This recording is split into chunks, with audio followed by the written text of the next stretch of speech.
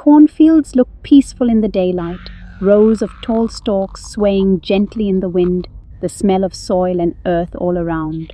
But anyone who's ever been out there after sunset knows the truth. When the sun goes down, the fields don't feel peaceful anymore. They feel endless. They feel empty. And sometimes they don't feel empty at all. Tonight, I'll be sharing with you 5 allegedly true stories from people who claim they had terrifying experiences in or around haunted cornfields. Whether you believe them or not, I'll leave that up to you. But after hearing these stories, you might think twice before wandering into one of those fields at night. I grew up in Nebraska, in a rural farming community where corn stretched out as far as the eye could see. When I was a teenager, one of my summer jobs was helping out on my uncle's farm. Most of it was boring work, moving irrigation pipes, spraying weeds, riding the tractor. But the nights, those were something else.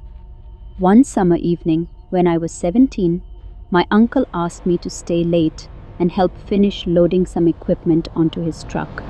The sun had just dipped below the horizon, leaving the fields painted in an eerie orange glow. By the time I was done, the sky was dark, and the only sound was the wind moving through the corn. I still remember how thick the air felt, how every row looked the same. I decided to cut through the cornfield instead of walking all the way around it to the road. Everyone in town did it. You save 10 minutes by just weaving through the rows. I had done it dozens of times, but that night was different. Halfway through, I noticed something strange standing between the rows. It looked like a scarecrow, tall, hunched, slightly forward, with arms stretched out. My uncle had a few scattered around, so at first I thought nothing of it. But as I got closer, I noticed details that didn't make sense. The scarecrow wasn't tied to a pole. Its arms weren't made of straw.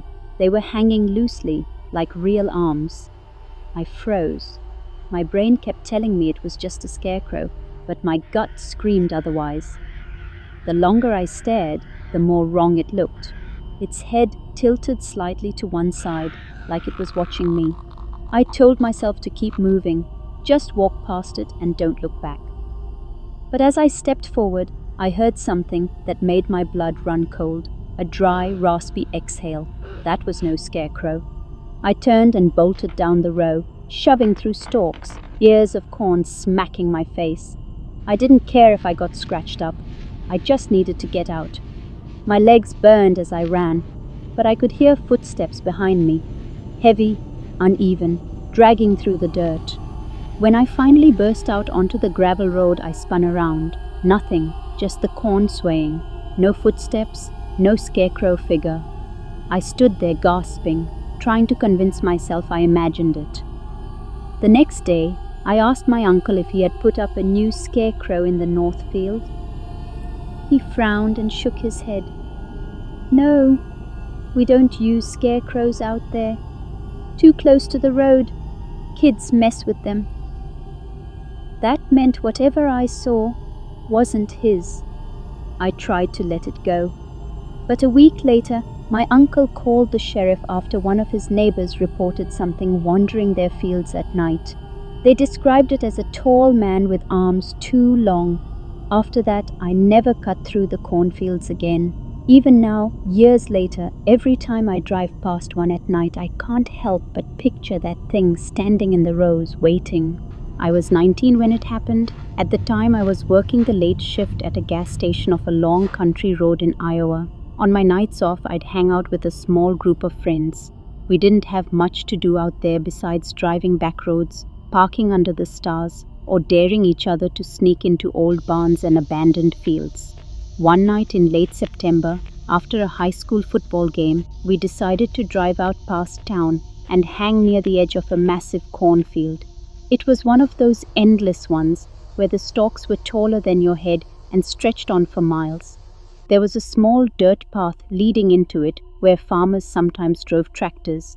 There were 4 of us, me, my buddy Eric, his girlfriend Casey, and her younger cousin Amanda, who had just turned 16. Amanda was new to our group and eager to prove she wasn't scared of anything. We parked the car, killed the headlights, and just sat there for a while listening to the crickets and the wind moving through the corn. That sound alone, like a soft hiss all around you, was creepy enough. But Amanda insisted we go in. She said she wanted to walk to the middle of the field and back. At first, Eric laughed it off, but Casey nudged him, and eventually he agreed. Fine, but only to the scarecrow, he said. Apparently, there was an old scarecrow about 50 yards into the field. Local kids used to say it was haunted, that sometimes it wasn't in the same spot. I had never seen it myself, but I figured it was just some worn-out bag of straw tied to a post. So the four of us grabbed flashlights from the trunk and stepped into the rows. The second you leave the road and step into the corn, the air changes. It's hotter, thicker, and it feels like the stalks are closing in on you. Our beams cut through the darkness, catching glimpses of pale corn husks, bugs scattering, moths fluttering by. After a few minutes we saw it, the scarecrow. It was standing on a wooden pole, slouched forward, with a burlap sack for a head, and what looked like moldy overalls hanging loosely from its frame. Its face was crude, just 2 black circles stitched in for eyes and a jagged line for a mouth. Amanda walked right up to it and laughed. "This is it? This is what people are scared of?" she said, tugging on one of its sleeves. The whole figure swayed a little, almost like it had weight to it. We joked around for a bit, shining our lights on it, daring each other to touch it. But then Casey froze. She was staring at the ground beneath the scarecrow. "What's that?" she whispered. We all looked down. The dirt at the base of the pole was freshly disturbed, like someone had been digging there. That killed the laughter pretty fast. Eric muttered something about animals, but his voice sounded unsure. We decided to head back. But as we turned, Amanda giggled and said, "Wait! You guys saw that too, right? The little girl?" We all stopped. "What little girl?" I asked. She pointed deeper into the field. "Over there, between the rows." She was standing there, watching us. We shined our lights in the direction she pointed, but there was nothing, just walls of corn. Amanda swore she saw her, a girl in a white dress, no older than 8 or 9, standing still among the stalks. We told her she was imagining things, but her face had gone pale. She wasn't joking. On the way back, she kept glancing over her shoulder, insisting she saw movement. At one point, she stopped walking altogether. "She's following us," she whispered. Eric told her to knock it off, but I'll admit, by then, I felt it too. That sense of being watched, the kind that makes the hair on your neck stand up. When we finally made it back to the car, Amanda refused to get in right away. She stood by the edge of the field, scanning the rows like she was waiting for someone to step out. That's when all 4 of us heard it, a laugh, high-pitched, childlike, echoing from the corn. Casey screamed and yanked Amanda into the car. Eric floored it out of there, gravel spraying behind us. We didn't stop until we hit the highway. Nobody spoke for a long time. Later that night, Amanda swore she saw the girl one last time. She said as we pulled away, the girl had stepped out of the rows and stood at the edge of the field, just staring, and behind her, the scarecrow was gone. The next morning, I drove back out there, just to prove to myself it was nothing. The scarecrow was back on its post, swaying gently in the breeze. The ground beneath it was still disturbed, like something had been buried, or unburied, there. I never went back after that. And Amanda? She stopped hanging out with us completely. She told Casey later she kept dreaming about that little girl, standing in the cornfields outside her window at night. Some people around town said the land was cursed, that a family's daughter had gone missing there decades ago. Whether or not that's true, I'll never forget the way that laugh sounded, echoing out of the corn like it had been waiting for us. And I'll never forget Amanda's final words about that night. She said the girl wasn't looking at all of us. She was only looking at her.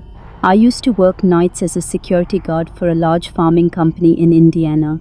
My job wasn't glamorous, mostly driving a pickup along dirt roads, checking gates, making sure no one was trespassing. The farmland stretched for miles, most of it cornfields. It was lonely work. The kind of job where you sit in your truck for hours, listening to static on the radio and watching the clock crawl toward morning. One September night, I was assigned to patrol the North Field. It was isolated, far from the main road, bordered by forest on one side and corn on the other. My headlights carved 2 thin tunnels through the darkness as I drove. At about midnight, I parked near the edge of the field to stretch my legs. The sky was clear, stars spread across it like shattered glass. The corn swayed in the breeze, making that constant whispering sound. I had just stepped out of the truck when I noticed something unusual. A figure standing about 50 yards into the rows. I froze. It looked like a man, tall, broad-shouldered, standing perfectly still between the stalks. I thought maybe it was a farmer, but no farmer would be out there at midnight without a flashlight, without equipment. I cupped my hands and shouted, "Hello?" No answer. The figure didn't move. I told myself it was just a shadow, maybe the way the corn bent in the light. But as I climbed back into my truck, my headlights shifted slightly, and the figure turned. It had been facing sideways before. Now it was facing me directly. I slammed the door shut and gunned the engine. My tires kicked up gravel as I sped off down the dirt road. When I finally stopped a half-mile later, my hands were shaking so bad I could barely keep my flashlight steady. I told myself I was tired, seeing things. But the night was only beginning. An hour later, I circled back to check the north gate. As my truck rolled past the same stretch of corn, my stomach dropped. The man was there again, closer this time, only about 20 yards in, his face hidden in shadow, but his posture rigid. I didn't stop. I drove right past, my eyes locked on the road ahead, but in the rearview mirror, I saw something that made my skin crawl. He stepped out of the corn and onto the dirt road, just stood there, watching my truck disappear. I reported it to my supervisor the next morning. He brushed it off, said it was probably some drifter or hunter trespassing.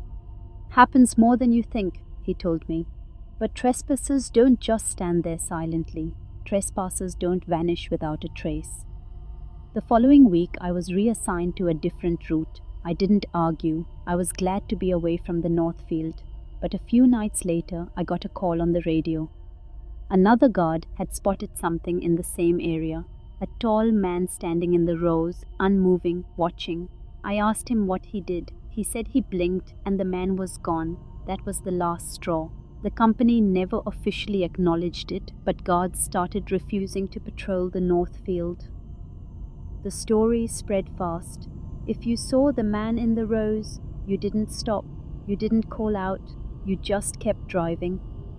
Some say he's the ghost of a farmer who died working the land. Others think he's something else entirely, something that lives in the corn, wearing the shape of a man.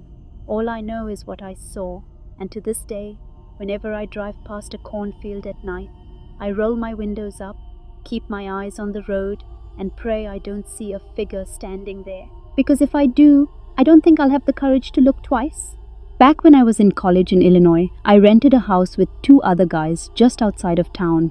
It was cheap, which should have been the first red flag. The house backed up to acres of farmland, cornfields that seemed to swallow the horizon. The landlord was an old farmer named Darrell. He warned us not to wander into the corn at night, said it wasn't safe. We laughed it off, assuming he was just worried about liability if we got lost or hurt. But the way he said it stuck with me. Stay out of the fields when the moon is full, especially during harvest. One September night, the 3 of us were drinking on the back porch when we noticed how bright the moon was, huge and golden, hanging low over the corn, the harvest moon. We started joking about Darrell's warning. My roommate, Chris, dared us to walk a few rows in just to prove we weren't scared. I wasn't thrilled about it, but after a couple of beers, courage comes easy. So we grabbed flashlights and stepped into the corn. The air inside felt different, still, heavy. The stalks towered over us, blocking out the moonlight. After a few minutes, the house was out of sight. We could hear nothing but our own footsteps crunching on dry soil. That's when we saw the lantern, a dim orange glow flickering deeper into the field. We killed our flashlights immediately, assuming maybe it was Daryl checking on us. But the light moved in slow, deliberate arcs, like someone carrying it at chest height. We crept closer, curiosity outweighing common sense. Through the gaps in the stalks, we saw figures, at least 6 of them, standing in a circle. Each one held a lantern. They were dressed in old-fashioned clothes, long coats, wide-brimmed hats, their faces hidden in shadow. At the center of the circle was something on the ground. At first, I thought it was a pile of corn husks, but as my eyes adjusted, I realized it was an animal, a goat, its legs bound, its body twitching weakly. One of the figures raised a long knife. The others began to chant, low, guttural words I didn't recognize. The sound vibrated in my chest, unnatural, almost inhuman. Chris swore under his breath. My other roommate, Jake, grabbed my arm and whispered, "We need to go, now." But before we could move, one of the lanterns swung in our direction. The circle stopped chanting, every head turned toward us. The silence that followed was worse than the chanting. We ran, crashing through the stalks, branches slicing at our arms. Behind us, I could hear movement, heavy boots pounding the dirt, the glow of lanterns weaving through the rows. I don't know how long we ran, but somehow we broke through the other side of the field, stumbling onto a gravel road. None of us stopped until we reached the house, slamming the door and locking it behind us. We sat in silence, gasping, until we heard it. The chanting, faint, carried on the wind, coming from the field. None of us slept that night. The next morning, Chris wanted to go back and see if there was any evidence. Jake and I refused, but he went alone. When he came back, he was pale. He said there were no footprints, no lanterns, no goat, just a blackened circle in the dirt where nothing would grow. We never spoke of it again. But a week later, Daryl came by to check the pipes. As he was leaving, he paused and said almost casually, "You boys stayed out of the field during the moon, right?" We didn't answer. He sighed, shook his head, and muttered, "They still come back every harvest." We moved out before winter. To this day, whenever I see that big golden moon hanging over the horizon, I think about the lanterns glowing in the rows, about the voices that didn't sound human, and I remember the way they all turned in perfect unison like they had been waiting for us.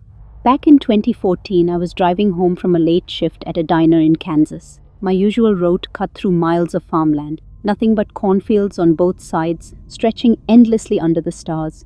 It was around 2 a.m.